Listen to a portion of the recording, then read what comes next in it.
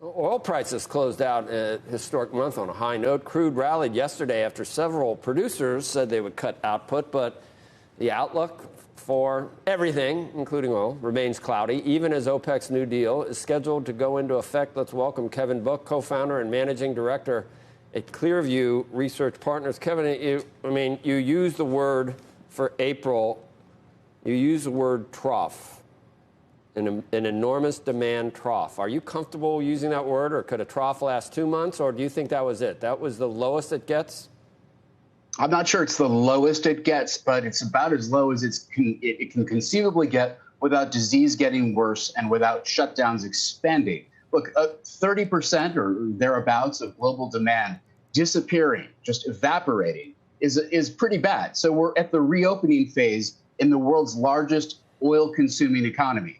If the 30 states that are doing their reopenings now, and they might be more unclosings than reopenings, we'll see how fast and how far they go. But if they really get back to transportation as usual, we're talking about headroom of about 2.5 million barrels per day of upside out of the lost 25 to 30 million barrels per day. So about a 10% recovery on the demand side. At the same time that on the supply side, you're looking at something like, 10 or maybe 12 or 13 million barrels per day, depending on how much private oil shuts down in the near future, which is coming in close to half of the supply that would need to close the supply-demand gap. So this isn't necessarily the end of the trough because there's a lot of unknowns, but it does look like we're slowly moving back towards rationalization. Right. The V shape we saw on the WTI chart, we'd love to have that in a lot of other, to be able to look at that and for that to represent a lot of other things like the economy. Obviously, it's not going to, and it had to do with delivery and all those crazy things that happened that day. But it also just goes to the point that the new normal, we get back to normal, which is $20 a barrel. That's a very low, that implies really scary supply and demand dynamics for the oil market, which no one was expecting, 6 months ago. Oh, for sure. I mean, if you look at the historical real price of oil, 160-year mean is in the 30s. So that really underperforms all natural expectations for what the market looks like.